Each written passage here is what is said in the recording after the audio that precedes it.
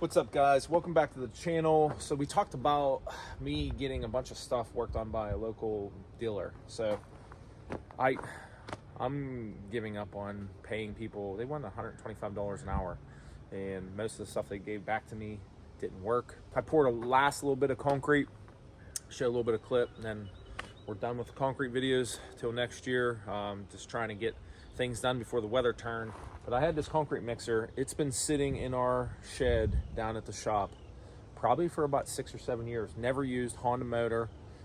We ended up buying a concrete mixer for the front of a Toro Dingo, which is what we've been using on jobs. And then I just thought, you know, this is just sitting there. We should just either use it or get rid of it. So this thing started, it would have started probably at 1 or 2 pulls, but I forgot that this safety was on. So once we figured out the safety, got the Honda motor on it. The only thing here is when we pulled it out, this never recoiled. So I'm not sure. I've never worked on something like that, but I think I'm going to dive into it myself this time because I'm sick of paying people to do stuff that they can't fix. So this is cooled. This is going up on Facebook Marketplace if you're in a local area. I actually already listed it for $1,800 and I'm getting people asking about it. I know they're a couple grand new. Looks a little rough, but as far as I'm going to clean up a little bit, fix this, see if it'll start.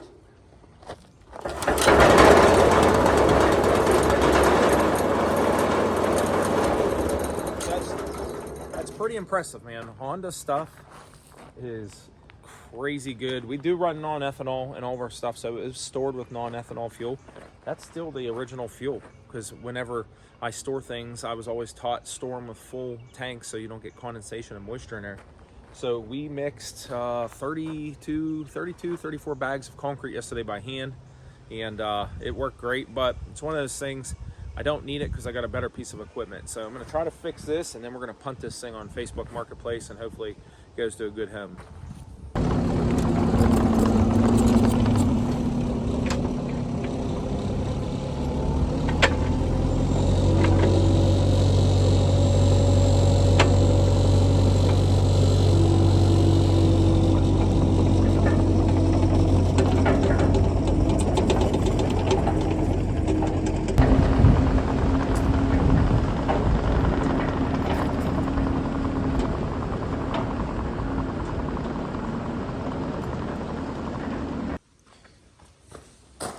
So I decided to bring it in here in case it turns into something more than I want to get into today because there's some rain coming. So, there's 1 or 2 things you can do. I like to fix things right.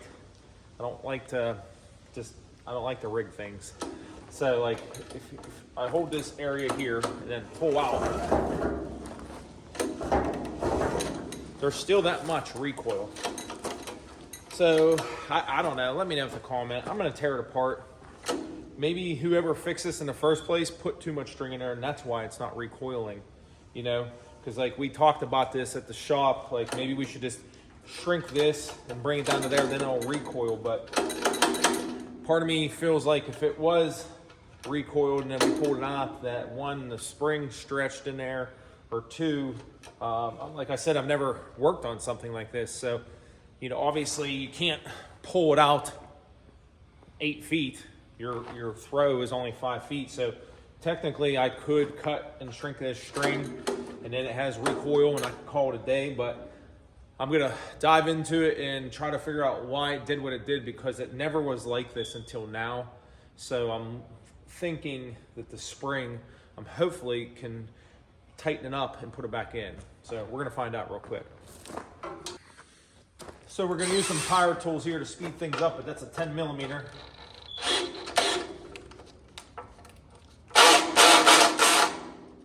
It's really on there, so we're gonna break them loose with a ratchet first.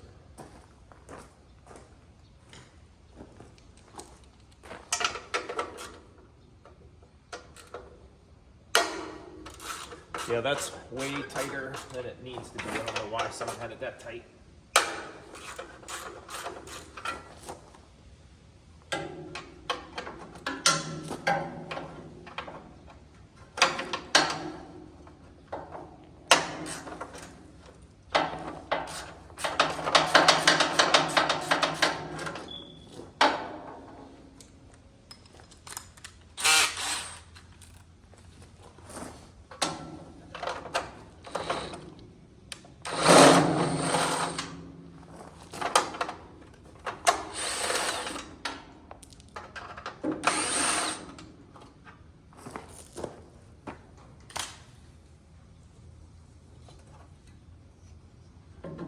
is what it looks like behind there. When you pull this, it throws those two cambers out to lock. And that's what spins the motor. Goes up inside here and spins that. This housing stays, this spins, and that's how it starts. So we're gonna look into this a little bit and see. The rope is a little bit frayed here. I don't know, I maybe open up a can of worms, but I'm gonna take this apart, see if I can't preload that a little bit more without causing me a lot of issues. If I can't, then I will do what I originally talked about. I'll wind this in and then I'll shorten this rope, because right there it has some preload on it, because here's how much, it's more than I could even pull out. So part of me is thinking I should just do that, but the curiosity in me, sometimes I like to take things a little bit farther. So I'm gonna dive into it here, see what happens.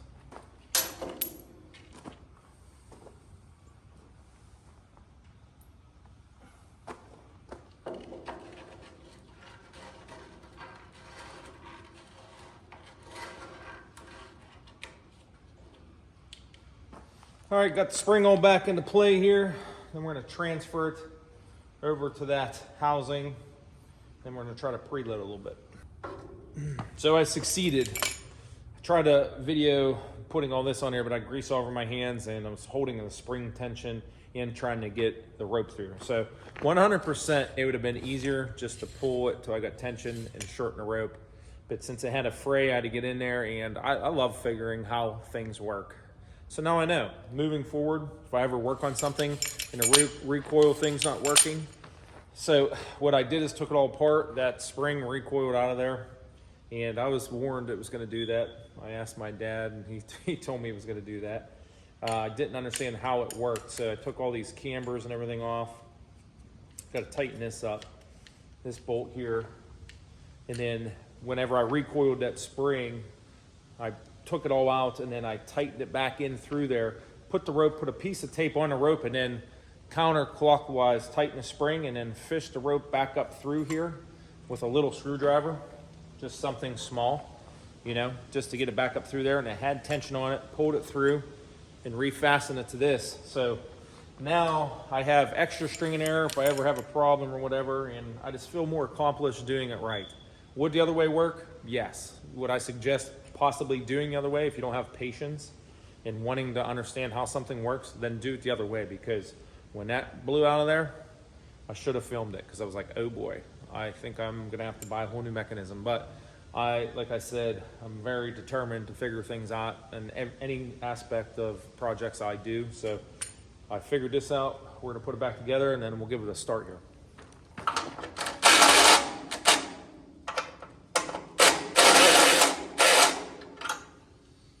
All right, so got good connection, double check safety. So that's push to stop, that's out. This is off, turn that on. And I like to choke a little bit because this is a direct drive. So when you were pulling this motor, you were spinning that barrel.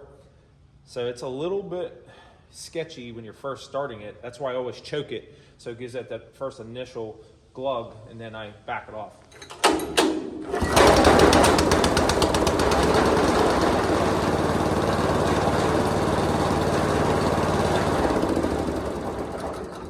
Guys, so there's a good sense of accomplishment doing things right, and I probably just saved myself at least 150, maybe 200 bucks, because whenever I called and asked about this, immediately everybody wants to replace parts.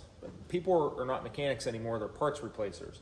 So that would have been real easy for me to take this in and someone order this from Honda and just plug and play a whole new thing out the door. They had made $125 labor, probably $50 in parts. I have probably like 20 minutes tied up into doing it right, or I could have just shortened this and cut the string within 5-10 minutes. So it's something to think about when you got problems with your stuff. You might be able to fix it yourself and save some money. So like always, guys, we appreciate you watching, and take care. See you on the next one.